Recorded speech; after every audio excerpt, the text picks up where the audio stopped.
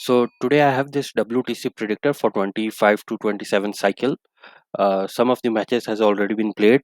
This entire series between Sri Lanka and Bangladesh has been played. Two matches for England and India has been played. England won the first match, India won the second match, and two matches of the Australia and West Indies series have been played. Let me try to let me try to predict the winners of the remaining matches and see how this points table turn out and which teams can qualify for the final and what is the path for the other teams. So in this England versus India cycle, after the first match, England looked really strong, but India has made a strong comeback. So everything now depends on the kind of pitch England will provide. I think for Lord's Test, they are already preparing a green track. Indian pacers will become very little in the green tracks, but batsmen will struggle. So for the time being, let's go with 3-2 in England's favor, just for the time being. It could also be England 1, India, England, India, England. Now for the West Indies and Australia series, West Indies will win the West. Australia is likely to win the third match. For India West Indies, that is in India. India will likely win both of those matches. Then Pakistan versus South Africa. I think this is in Pakistan because in the last cycle Pakistan went to South Africa, so this time South Africa will be going to Pakistan. Now we have to see which kind of track will Pakistan provide. If it goes back to those flat batting tracks, then South Africa will be a strong contender. But if it dishes out spinning tracks like it did in the series against England, then South Africa won't have much of a chance. So let's go 2-0 Pakistan for now, which is very difficult. It could very well be 1-1, but for the time being, let's keep it 2-0. Next, there is India versus South Africa series that is in India, so I will go 2-0 India. Then West Indies versus New Zealand, three matches in New Zealand. This is Hagley Oval Basin Reserve in Wellington and Mount Maunganui. So let's go 3-0 New Zealand. So far, Australia and New Zealand are leading this cycle. Then Ashes. It's a really tough one because the way Australia is playing in West Indies, if they don't improve, England could give tough competition to them with the baseball approach. But England doesn't really win in Australia a lot, does it? The baseball approach would be different. So if they give flat tracks, English batsmen will score a lot of runs. But if they give tracks with bit of grass like they did in the series against India, then England could struggle. And Australia, obviously, they are used to playing in their home. They don't lose a lot of matches. So for the timing, let's go 3 to Australia, 2 to England for the time being. It could very well be 4-1 England. If it turns out to be 4-1, no one would be surprised. So let's stick with 4-1 for now. Or rather, do it 3-2 and we'll come back to this. Then Bangladesh versus Pakistan. I think this series could be in Bangladesh because last time Bangladesh went to Pakistan. So let's say it will be 1-all. In spinning conditions, they would both be equally well balanced. Then England versus New Zealand. This is in June, so in England, let's say 3-0 England. Now, surprises can always be there, but England is more likely to win 3-0 against New Zealand at home. Looking at the previous history and also what happened to New Zealand after the baseball started last time. Then West Indies versus Sri Lanka. This is in June, so hard to say if it is in West Indies or if this series is in Sri Lanka because they are playing Test cricket in both West Indies and Sri Lanka right now in the month of June. So I'm going to go 1-all for this series, irrespective of either this is in Sri Lanka or West Indies. I think if it is in Sri Lanka will fancy their chances to be 2-0. If it is in West Indies, then it could very well be 1-all. Then Sri Lanka versus India. I think India is going to Sri Lanka. So this four test matches, it could very well be all four of these could be in Sri Lanka. I will once again, for the time being, go 1-all. It's a tough one. Let's go. Let's go 1-all for now. Now West Indies versus Pakistan. Once again, it's in July and August, so it could very well be in West Indies. Let's go 1-all again. It's hard to predict this kind of series. Then England versus Pakistan. This would be in England, so 3-0 England. This series then very well could be in West Indies, because Pakistan could fly to West Indies. They won't be playing Test cricket in Pakistan in July and August. That would be rainy season. So they will fly to West Indies, and from there they will go to England. Then South Africa versus Australia in September and October. Wow, they don't play Test cricket in September in Australia unless they play in those northern places like Darwin. Let's say if this is in South Africa, I want to go one South Africa, to Australia, because Australia wins everything. So next there is a South Africa versus Bangladesh series. So last time South Africa went to Bangladesh, so this could be Bangladesh going to South Africa. I will give 2-0 to South Africa. So far I've given only 3 matches to South Africa out of 6, so we'll have to take a look at that. Then it's Bangladesh versus West Indies. I don't know where this series is going to be, but let's give both these teams 1-1.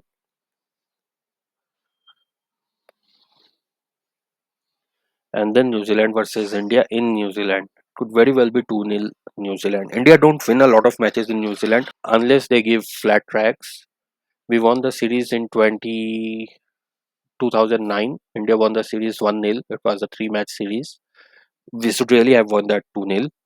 Uh, we declared too late in the final test match, and then rain came in the last day and was out the game. And then in 2013, we went there. I think we lost 2-0. There was a partnership between McCullum and somebody after being following on or something, and McCullum scored a triple century. So India don't win a lot of matches in New Zealand. Even in the last series in 2020, India just lost just like that 2-0. Even though we'll think that India is a strong team, but for some reason we don't perform well in New Zealand. Look at all of our batsmen; they will have one of the worst records in South Africa and New Zealand. They would historically perform very well in England and Australia, but not so much in South Africa and New Zealand. And our bowlers will take time to adjust as well. New Zealand is a very windy place. The ball swings a lot, but there isn't a lot of bounce from the track like they get in Australia or South Africa. So our pacers struggle for their line and length as well. Next is Pakistan versus Sri Lanka. Once again, I don't know. This could very well be in Pakistan, I think, because I think in the last cycle, Pakistan went to Sri Lanka. So in this cycle, it could be Sri Lanka going to Pakistan. So let me select 1-1, or maybe 2-0 for Pakistan. Yes, they are a stronger team. So next there is South Africa versus England. I think this will be in South Africa because it's in December. So let's go 1 to South Africa, 2 to England.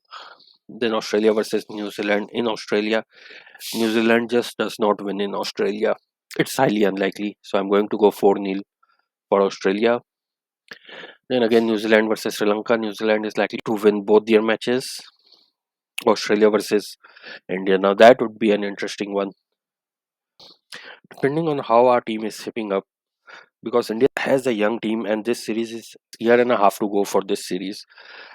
I will go 4-1 Australia. We don't know which one will Australia win, but let's give 4 matches to India, 1 to Australia, because Australia can pull off a match here or there. Will they win 2 matches? I don't know. Then England versus Bangladesh. I'm going to give both of these to England. With their best ball approach, they can very well win in Bangladesh in spinning conditions, or this could very well be 1-1 as well. Let's go 1-1. Australia versus Bangladesh. Where is this? This could be in Bangladesh.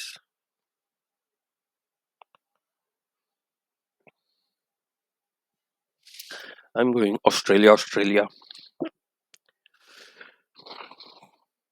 Sri Lanka versus South Africa. This could be in Sri Lanka because Sri Lanka went to South Africa in this cycle. So South Africa might be going to Sri Lanka in the next cycle.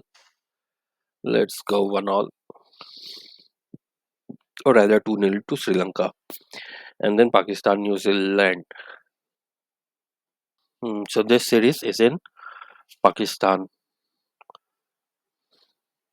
So let's go 2-0 Pakistan. So in this case, the final would be between Australia and England, and Pakistan would be third, India would be fourth. What are the chances of the points table turning out like this? So historically, what has happened is if you get past 60% of the points, you have a very strong chance of qualifying for the finals. So Pakistan in their home are facing South Africa, New Zealand, and Sri Lanka, and away they are facing Bangladesh, West Indies, and England. So let's say if give one of the matches to South Africa, their points come down to 53%. So they do need to win 8 of their 15 matches to get 60% of the points.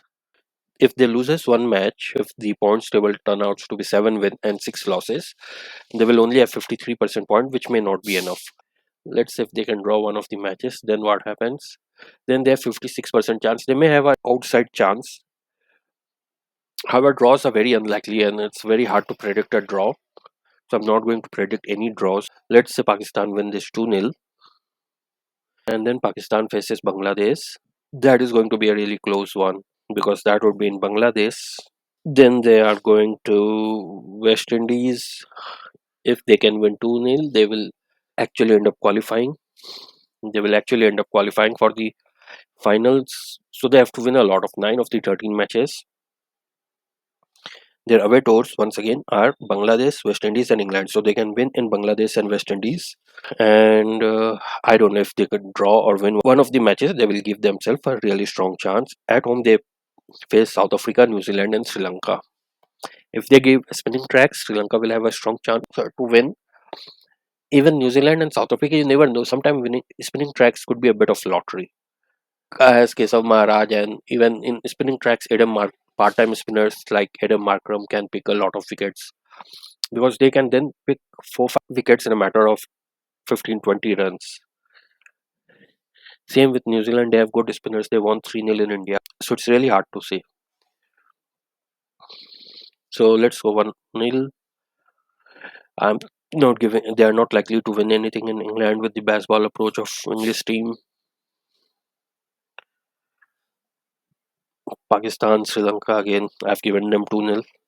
So I've given them a lot of matches. They may not win as many matches, but if they do, they will give themselves a strong chance. And if they can turn one of the matches in their favor, so at home, I've given them. See, this doesn't look fair. I've given them both matches against New Zealand. I have given them both matches against Sri Lanka, and I've given them both matches against South Africa. So what I'm essentially saying is they are going to win 6 matches at home, then one in West Indies and one in Bangladesh. Let's say New Zealand will pull one through and Sri Lanka will pull one through, and then the points table change. They go down drastically, Sri Lanka goes up. What is going to happen to India's chances now? Let's say India manages to win this series 3-2, and then India qualifies for the final and not England. So, how close this series is? Every match in this series matters. If India wins this 4-1, again India qualifies. If England win this 4-1 from here, they qualify. So let's go 3-2 to India for now. Against West Indies at home, we should win both matches. Then against South Africa at home, we should win both matches. Then if you go down to Sri Lanka, India can will win this 2-0 and top the points table. But I'm inclined to give it 1-0 for now, as India is still qualifying here. So they have two away series in this England series. Either they win 2 more matches, or if they win only one and lose the series 3-2, they can win 2-0 in Sri Lanka. They will give themselves very strong chance. And then if you continue to go down, so can they pull off a match in? So that's the thing. So India has 2 more matches in New Zealand, 2 in Sri Lanka, and 3 in England. So total 7 matches. Can India win at least 3 of those? If I give this 2-0 to New Zealand and 1-all to Sri Lanka, India, then even if India wins this 3-2 against England, we will qualify for the finals provided we win our matches at home. We are winning 2-0 against West Indies, 2-0 against South Africa, and 4-1 against Australia. To give the margin to not having to win 4-1 against Australia, let's say we win this 3-2, and then we win 2-0 against Sri Lanka, and then we will have the freedom to lose one more match against Australia to still qualify. So that's all for this video. Thanks for watching.